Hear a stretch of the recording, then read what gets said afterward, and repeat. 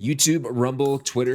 This is everyone's favorite topic. Now, I find it interesting that there are a lot of people out there that still think that men competing in women's sports is completely fair. Seems odd that these people want to ignore basic biological traits that have been taught basically since I could ever remember. Men have denser bones, men have larger hearts, men have larger lungs. I've said this before in another video. This isn't something that's nuanced or something that was just discovered. This has been around for a while. You want to ignore basic biological truths? For what exactly? Because of your feelings? But what about the feelings of the people that you're screwing over? What about all the girls that are missing out on things like scholarships and future prospects, all because you wanted to compete as a woman? Years and years of testosterone going through you, through puberty, cannot just be erased over a year's time or a couple years' time with estrogen therapy. The size of your lungs will not change through that. The size of your heart will not change through that. There might be some skeletal changes or some muscular changes, but some of the biggest factors are not just going to go away, thus giving you an advantage. Which leads us into the title of today's video, brought to you by CNN Politics. Texas governor signs bill placing limits on transgender athletes in college sports. Now, I, for one, am a huge advocate of this. If you want to compete as a transgender in a sport, you should only be able to compete in your biological category, or there needs to be a division made specifically for transgendered people. I realize how hard that'd be considering there's not actually that many transgender athletes, but the athletes that do exist are dominating women's sports. Not just by a little bit, you guys, by a lot in some cases. Leah Thomas being one of the best examples of this. Until now, she's kept her head down, quietly making history.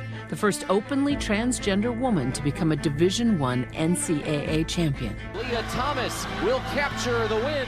And igniting a fierce national debate about fairness in women's sports. Now, I made a video a while back about a transgender man who competed in women's powerlifting in Canada, holding a multitude of world records. And in retaliation, another powerlifter in Canada changed their sex, basically went to a courthouse and just had them change his gender on his ID and stuff, then showing up to the powerlifting meet, destroying the previous person's records, basically dunking on the other transgender person's records. There are many more examples of transgender women going into sports and just dominating. But first, let's continue on with the story. Texas Republican Governor Greg Abbot signed a law Thursday barring transgender college athletes in the state from competing in sports that align with their gender identity, expanding a 2021 law that banned transgender students K-12 Texas school districts and some charter schools from doing the same. Abbott framed Senate Bill 15 titled Save Women's Sports Act as designed to protect female athletes from unfair competition. Women's sports are being threatened. Some women are being forced to compete against biological men, he said during a signing event Thursday. I mean, this is very true. There are multiple stories of women who couldn't get into certain programs or certain things or college scholarships to compete at a collegiate level. This isn't just affecting college sports, this is affecting high school sports as well. There are a lot of girls who are just being hung out to dry. They train their whole lives and they work so hard only to be overshadowed by the opposite sex who has so many biological benefiting factors when it comes to athletics. I, for one, find it sad. Can you imagine as a man spending your whole life just preparing for a fight, preparing to be the best fighter in the world, and then when they put you in the ring, they put you in a ring with a fucking grizzly bear? Good luck, my guy. All right, so the story continues on. The new law, which takes effect September 1st, allows individuals to sue institutions that allow trans athletes to compete on teams that align with their gender identity, limiting transgender athletes, particularly transgender women, ability to compete on sports teams that align with their gender identity, has become a growing focus for some Republicans, with Alabama enacting restrictions last month and the U.S. House passing a similar ban in April. Proponents of such restrictions have argued transgender women have a physical advantage over cisgendered women, and that the regulations give female athletes equal opportunity to compete. However, there is little research on trans collegiate athletes. A 2017 report in the journal Sports Medicine found no direct or consistent research on trans people having an athletic advantage over their cisgender counterparts. Opponents say the restrictions are discriminatory. SB 15 is yet another harmful attack from anti-LGBTQ lawmakers on transgender Texans' right to be embraced, accepted, and the ability to thrive, particularly in Texas public universities and colleges, said Marty Baer with the Texas Freedom Network, which lobbies against conservative legislation and policies affecting education. The new law comes after Abbott signed a ban on gender-affirming care for most minors in the state earlier this month, making Texas the largest state in the U.S. to place restrictions on transgender youth's access to critical care. First off, I just want to thank Abbott for actually making this happen. I don't stand by Abbott on everything. He's obviously made a bunch of mistakes. I want to make that very clear. But removing biological men from women's sports is a huge win, in my opinion. And the argument that transgender women do not have a physical advantage change in sports is a laughable joke. Let's just assume one of the attributes that I stated at the beginning of the video was taking place. Let's just say larger lungs, for instance. Larger lungs would mean more oxygen capacity that they can push throughout their body, which enriches their muscles to be able to be more productive. It's really pretty simple science. Hell, even the resting heart rate of a man is much lower than a woman. And to say there's little research on this is because it's a relatively new thing that's been going on for like the past few years. How much research do you need to see that a man is physically more capable during athletics than a woman? You don't even need the transgender issue, you just need to look at a sport. Look at the NBA versus the WNBA. Look at men's soccer versus women's soccer. You don't need to insert a trans person into the category to know that there's a difference. And again, with this stupid terminology on cisgender, you want to talk about being offended by things? I find the word cisgender to be offensive. And at the end of this part, Abbott put a ban on a gender-affirming care. You know, no puberty blockers or things that are going to basically make a kid sterile or cross-sex hormones. What a monster. He's trying to stop people from mutilating children. Oh no, what a terrible guy. And then they go on to say Texas is the largest state to place restrictions on transgender's youth access to critical care. And there's nothing in here to elaborate that. What is so critical about mutilating children? What is so critical about putting kids on hormone blockers or to put them on cross-sex hormones? You know what is a critical problem is terrible parents doing this to their children and teachers in schools trying to push this onto children as well. It's Pride Month, you guys. We got to go hard. And I do love seeing the gay community and the lesbian community that have been watching my videos. Your guys' opinions have stood out so much. I love reading what you guys have to say. Not to say that everyone's opinion isn't important to me, because obviously it is, as long as it's well thought out and you're not just calling me a bigot. But to hear from people that are a part of this community is huge. And from what I can tell, a lot of you are against this crap too, which I gotta say, I love to see that. But you guys, that is all I have to say about this topic today. I really appreciate you watching. Please leave a comment down below. Do not forget to hit the like button or the dislike button. Subscribe to the channel, hit that notification bell so you get notified every time I post a new video. And I will see you guys in the next one.